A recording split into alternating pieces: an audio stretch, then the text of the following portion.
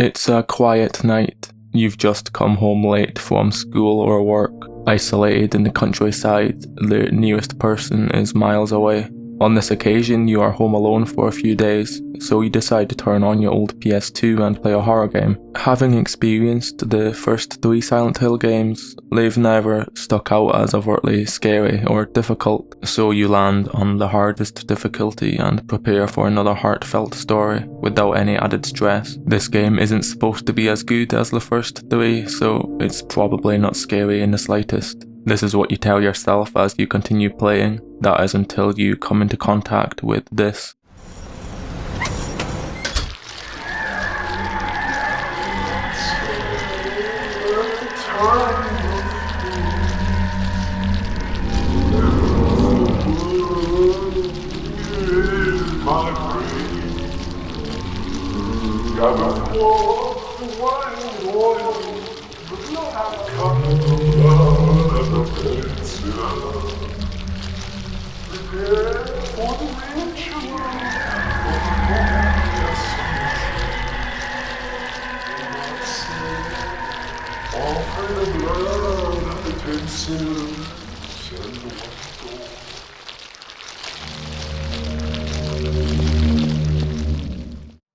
The objective of a cutscene is to characterize or format a story. These range from highly cinematic, often unskippable checkpoints, most commonly seen in linear story games such as The Last of Us or Silent Hill 2. Complete the level in which you are rewarded with an often captivating scene straight out of a film, and the cycle continues. Others include small breaks in the gameplay, seen in almost every modern game, in-game cutscenes designed to keep you engaged or informed, small conversations between characters and things like that. But there's always some scenes that only serve to disturb the player beyond the capabilities of a simple jump scare, scenes that are sometimes more iconic than the game itself, scenes that terrify us as children and stay in our head for decades to come. The Andrew DeSalvo ghost scene from Silent Hill 4 is, in my opinion, the most terrifying thing I have ever seen in my life. To this day, I feel completely unaffected by horror games in general. Nothing can ever compare to the stress I felt when playing Silent Hill 4 by myself and being forced to absorb an image of a naked man floating towards me at 40 miles per hour while preaching satanic verses in my ear.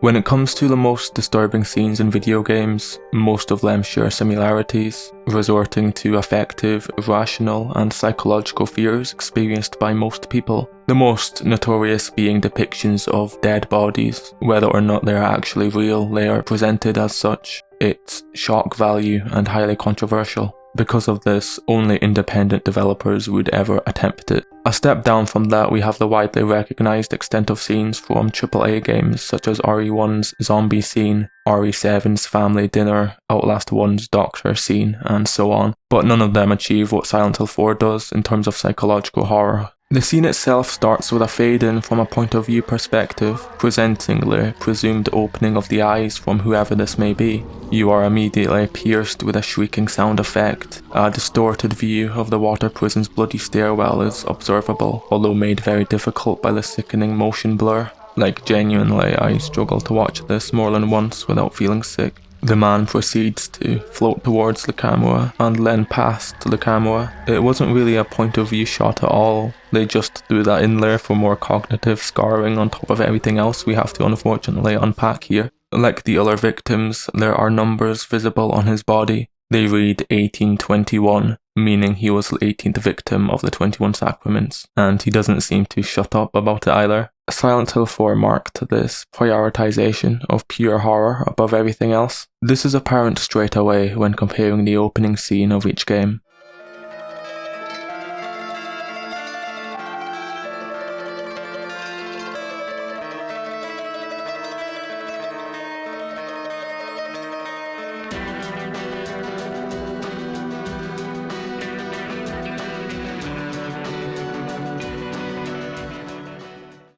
You said you took everything, but you forgot that videotape we made. I wonder if it's still there. How do you know about that? Aren't you Maria?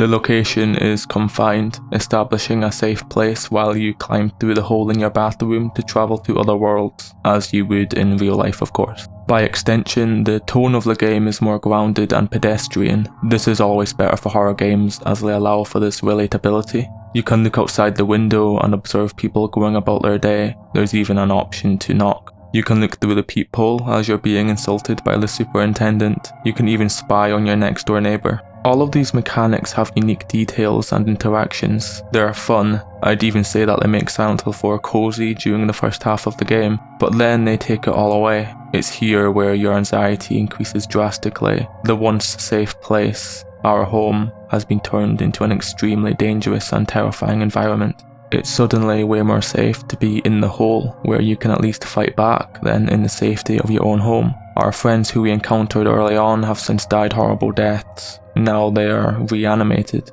All of these things clarify just how drastically different the second half is. It's so much of a shock the first time that you're not entirely sure what to make of it. This scene is so far removed from any previous experience with Silent Hill 1, 2 and 3 that I struggle to consider them horror games compared to this. The graininess and saturation of the scene reminds me of those old YouTube horror videos in a way. Does anyone remember Obey the Walrus or There Is Nothing? Two videos that still remain some of the scariest on YouTube to this day. There's a certain amount of uncanniness that goes into making something like this, using unintelligible language, often reversed English, which sounds horrifying when done correctly. Unnatural displays of movement. These scenes blur the line between reality and the supernatural. Humans are most likely to experience images such as these in their dreams. That's what makes them so effective. Andrew Da Silva's scene is reminiscent of many sleep paralysis stories. Seeing people floating is quite common. It just doesn't help that he's also smiling at the same time.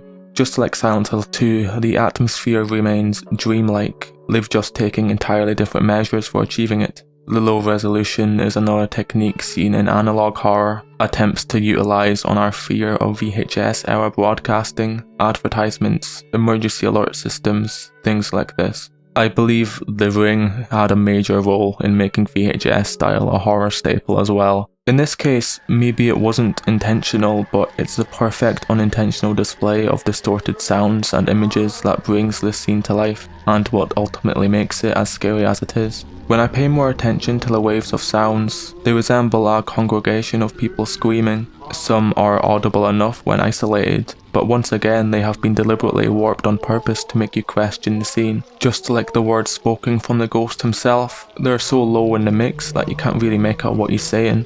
Only when you've played the game a few times would his ramblings make any sense whatsoever. The sheer shock of this completely obscures any rational thoughts. You just want everything to be over. You're completely flooded with sensory hazards to the point of irreversible panic. Taking place at the lowermost point of the water prison, you have no choice but to run past this man, as all of the ghosts are invincible. Fighting this absurdly scary naked man is completely worthless without a specific item. It's at this point of the game which marks my continuous failures. I just couldn't bring myself to enter the stairwell for a very long time. And to this day I've never completed Silent Hill 4 on anything except easy mode. So that's my opinion on the scariest scene in video game history. I have played countless horror games throughout the years, and obviously I do have a strong nostalgic bias for this game because of how much it affected me, but I still can't put anything above this, even after all of this time. I don't think anything else comes close. I wanted to make a one-off video just for some variety. I was looking forward to this one in particular. I would say that the horror of this scene is greatly diminished when playing the game on the lower difficulties. Part of the reason why it got to me so much was the fact that I regretfully played the game on hard mode for the first time, and I was stressed out for the entire game. The second half was genuinely painful to experience, and that scene was sort of the nail in the coffin for me.